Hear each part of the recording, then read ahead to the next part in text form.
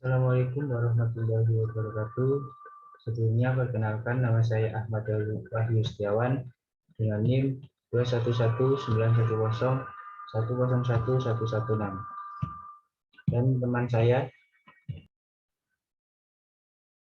Nama saya Firdan Pratama dengan NIM 2119110101004. Kami di sini dari kelompok 9 akan mempresentasikan materi fisika 1 tentang getaran dan gelombang.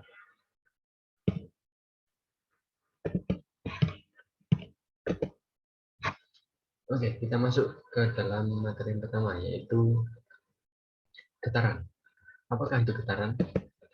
Getaran adalah gerakan bolak-balik dalam suatu interval waktu tertentu. Getaran diartikan sebagai gerakan bolak-balik secara periodik yang melalui titik kesetimbangan. Satu getaran adalah gerak dari satu titik kembali ke titik awal, seperti gambar yang ada di samping kanan ini. Jika bandul di titik A berayun, maka bandul tersebut akan melewati dari titik A ke titik B, kemudian ke titik C. Setelah dari titik C, bandul tersebut akan kembali ke titik B, kemudian ke titik A. Begitupun seterusnya. Itulah yang dinamakan dengan getaran.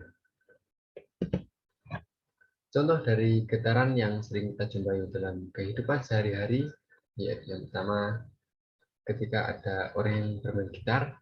Nah, senar gitar yang dipetik hingga senar tersebut bergetar. Kemudian ada gendang yang dipukul selaputnya. Kemudian ada pita suara saat manusia berbicara. Dan juga mistar yang salah satu ujungnya ditahan sementara ujung lainnya digoyangkan. Itu juga termasuk contoh dari getaran. Parameter atau karakteristik getaran adalah yang pertama yaitu amplitudo getaran. Amplitudo getaran memiliki lambang A besar, dan amplitudo adalah sempakan getaran maksimum diukur dari titik kesetimbangan. Dalam hal ini satuannya yaitu cm. Kemudian yang kedua ada periode.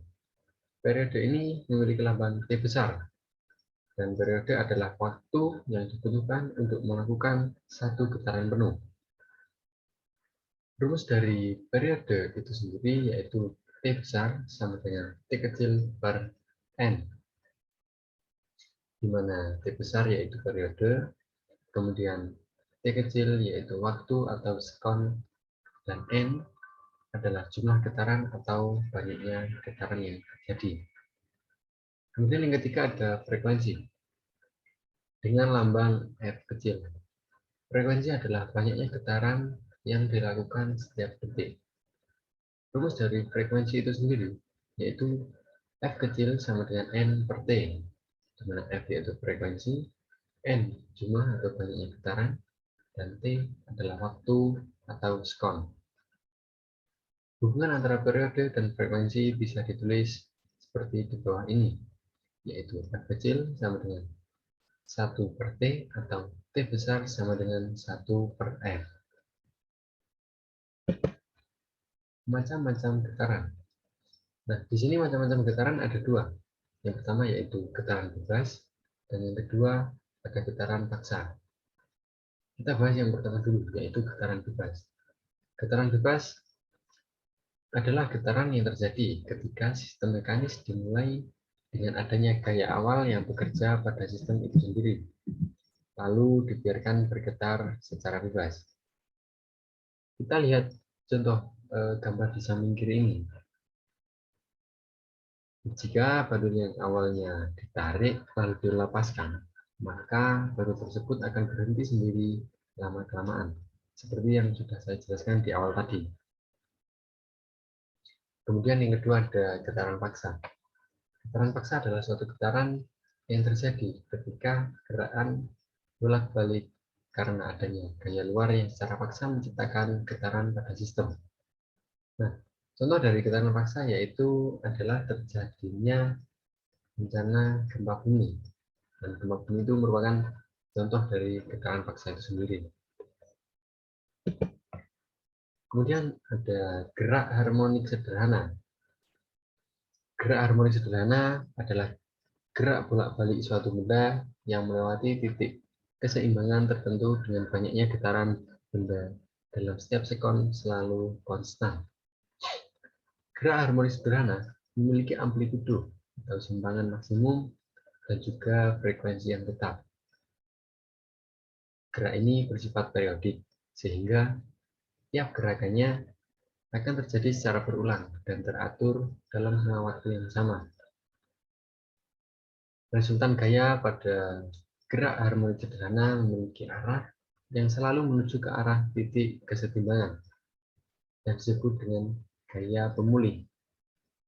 Besaran gaya pemulih sendiri berbanding lurus dengan posisi benda terhadap titik kesetimbangan.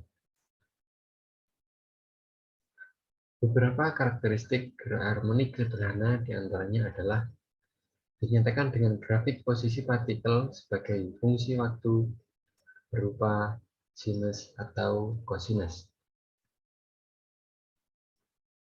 Gerak harmonik sederhana juga dapat ditinjau dari persamaan simpangan, persamaan kecepatan, persamaan percepatan, dan persamaan energi gerak yang dimaksud.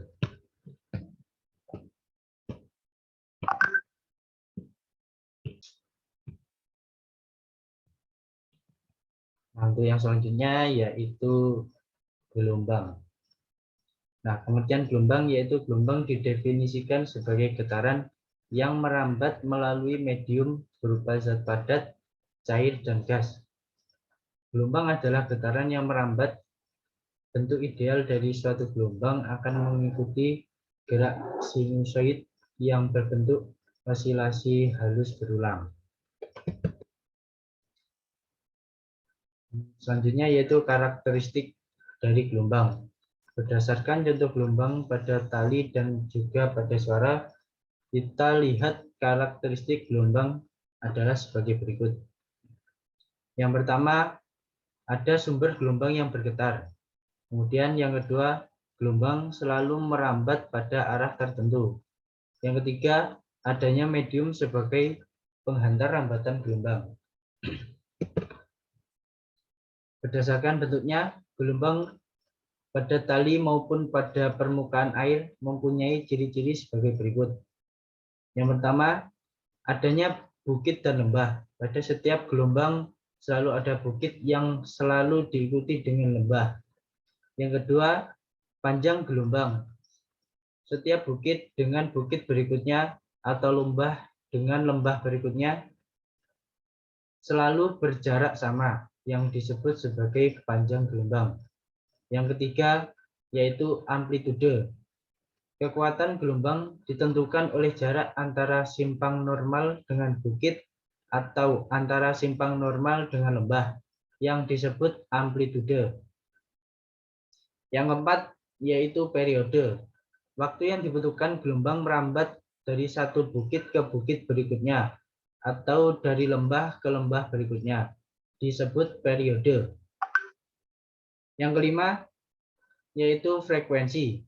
Banyaknya bukit yang dihasilkan oleh gelombang dalam satuan waktu tertentu, atau banyaknya lembah per satuan waktu tertentu, disebut frekuensi. Kemudian yang keenam, yaitu cepat rambat. Gelombang merambat menempuh suatu jarak dalam waktu tertentu yang disebut cepat rambat. Yang selanjutnya yaitu macam-macam gelombang. Ada beberapa macam gelombang yang dapat dikategorikan berdasarkan medium rambatannya dan berdasarkan arah rambatannya.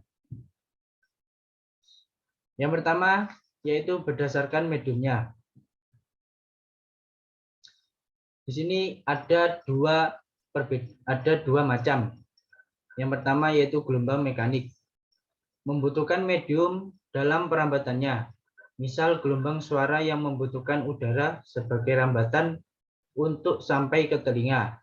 Yang selanjutnya yaitu gelombang elektromagnetik. Tidak membutuhkan medium dalam perambatannya. Misal gelombang cahaya yang dapat merambat di ruang hampa udara di luar angkasa. Yang kedua, berdasarkan arah rambatannya. Di sini dibedakan menjadi dua, yaitu gelombang longitudinal. Arah getarannya sejajar dengan arah rambatannya. Satu gelombang terdiri dari satu regangan dan satu rapatan. Misalnya gelombang suara. Nah, yang berikutnya yaitu gelombang transversal. Arah gerakannya tegak lurus dengan arah rambatannya. Misalnya gelombang pada tali yang digerakkan. Kemudian resonansi gelombang bunyi. Resonansi bunyi merupakan peristiwa ikut bergetarnya suatu benda akibat getaran yang dihasilkan oleh sumber bunyi.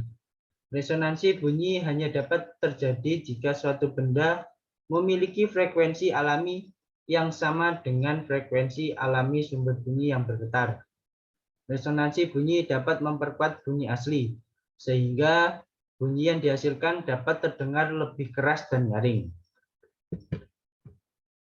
Demikian atas penyampaian kami, semoga dapat bermanfaat, dan apabila ada kurang lebihnya, kami mohon maaf yang sebesar-besarnya. Terima kasih. Wassalamualaikum warahmatullahi wabarakatuh.